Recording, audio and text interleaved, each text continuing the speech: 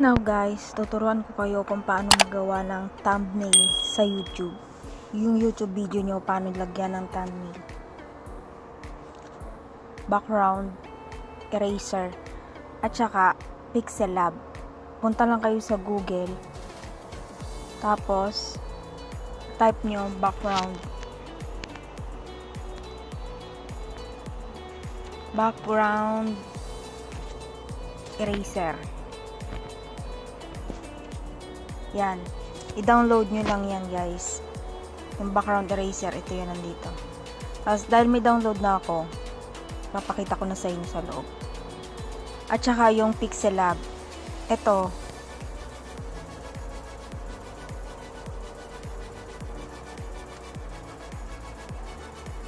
Yung Pixel Lab, sa Google nyo din yan i-download guys.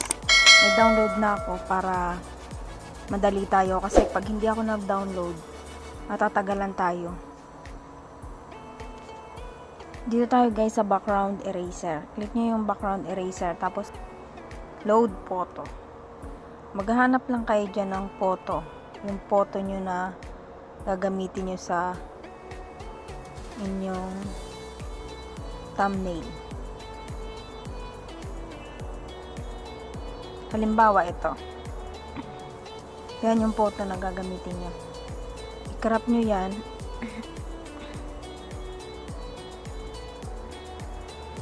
Done. Tapos, erase nyo. Pwede kayong gumamit ng manual, magic.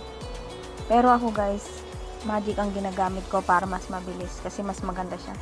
Tapos, erase nyo lang siya dyan guys. Yan. Matatanggal nyo yung mga nasa background niya. Yan, ganyan lang guys. Kabilis. Madali lang siyang gawin.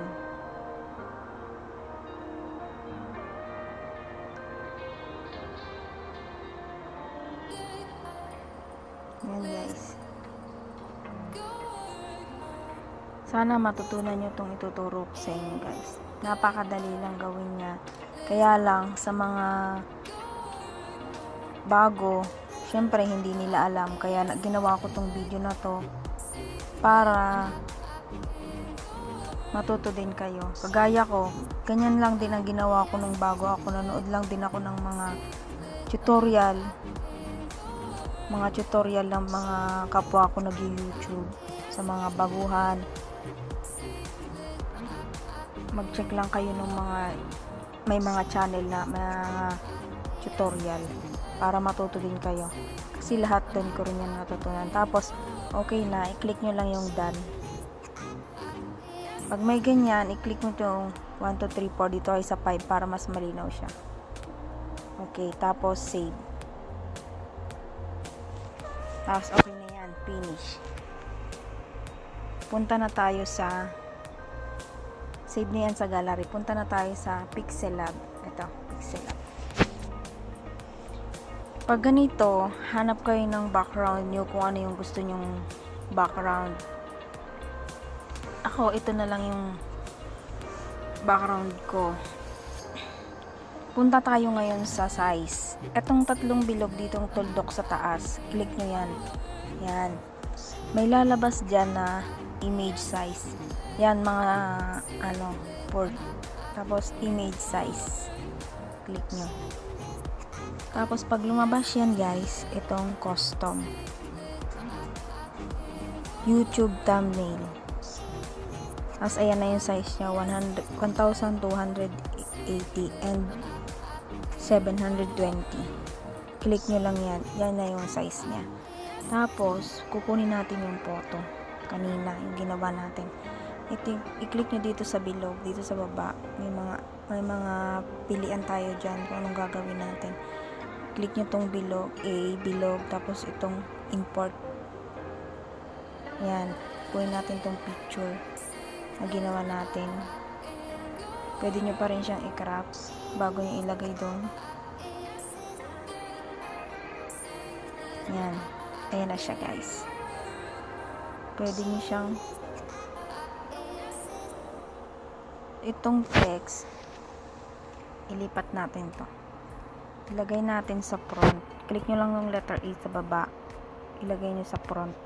Nasa unahan na siya. Yung text.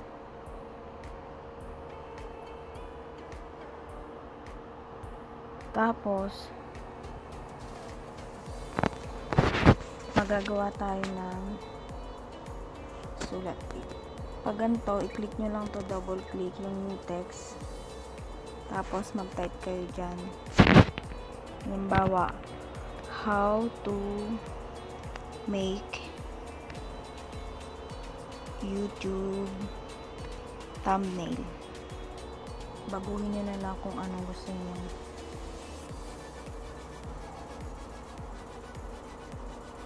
Ayos nyo lang siya, guys.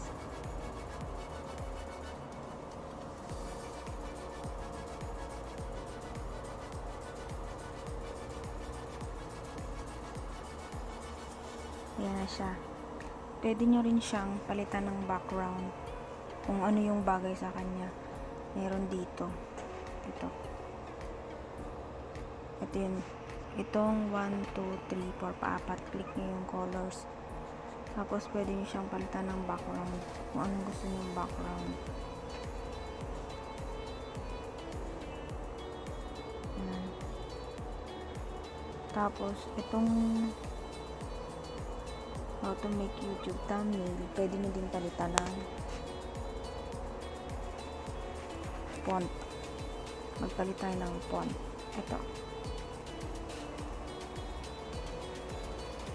Ito yung size ng text. Pwede nyo siyang palakihan. Pwede paliitan. Click nyo lang. Tapos yung font dito sa AB font. Ito, mili lang kayo dito. Akong ginagamit ko. Ito. Ayan.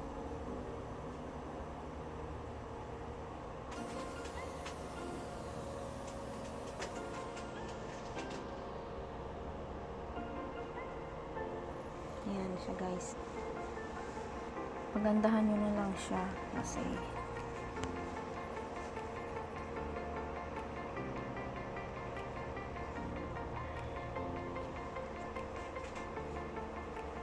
lalabas ito dito.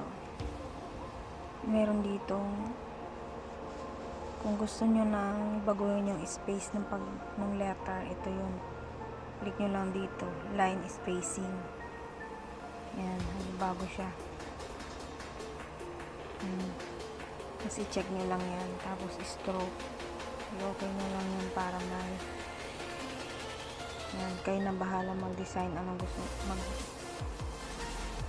gusto nyo.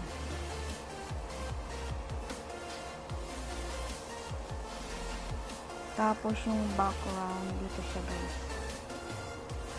Pagka natin yung background. Yan, ito. Hanapin nyo lang siya dito. Yan yung background. Mamili lang kayo kung anong gusto nyo, kulay ng background nyo. Yan. Red na lang gamitin natin.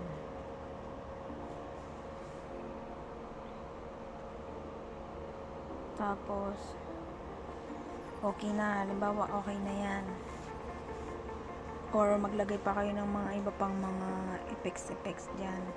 Ito yung mga sticker nandito sa taas. Ito yung plus. Click nyo lang yung plus kung gusto mag-add ng text dito. Pwede din. Click nyo na double click.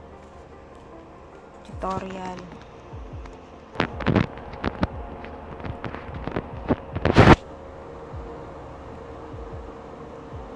Pwede nyo siyang, nandito yung size ng text. Yan, palakahin nyo siya. Click nyo lang yan, tapos palitan nyo ulit ng font.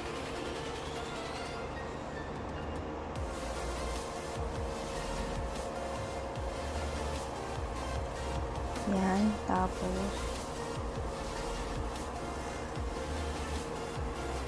ayusin nyo lang yung kanyang mga stroke. para maging malinaw.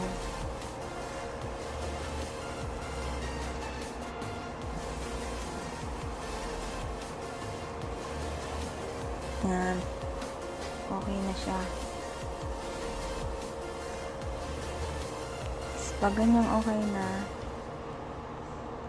i-save nyo na lang siya dito sa taas. Ito, nandito sa taas yung parang hard disk drive. Save nyo na lang dyan. Save image. Save to gallery. Nandun na siya guys sa gallery. Hanapin nyo na lang siya doon. Ito na siya. Ayan na siya. Tapos, pag maglalagay naman tayo sa YouTube, dito sa click nyo yung YouTube Studio. Tapos ito yung dito sa dashboard, click nyo yung dashboard. Tapos itong YouTube video dito. Pag click nyo, nandyan lahat yung mga video nyo. Halimbawa, ito yung una nating lalagyan natin ng thumbnail. I-click nyo lang to, tapos i-click nyo tong lapis dito sa taas, tapos itong isa pang lapis. Yan, lumabas na siya.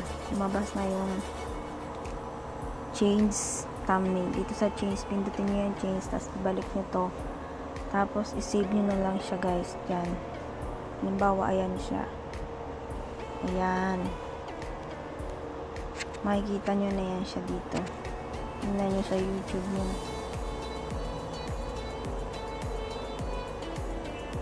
Your channel. Nagsisipa. Ayan. Ayan na siya. Ayan siya. Kita nyo. Nakasulat na siya dyan. Tatanggalin ko na mamaya kasi hindi yan yung video niya. Pinakita ko lang sa inyo. Ayan. Okay na guys. Sana may natutunan kayo sa tinuro ko ngayon. Thank you. Bye.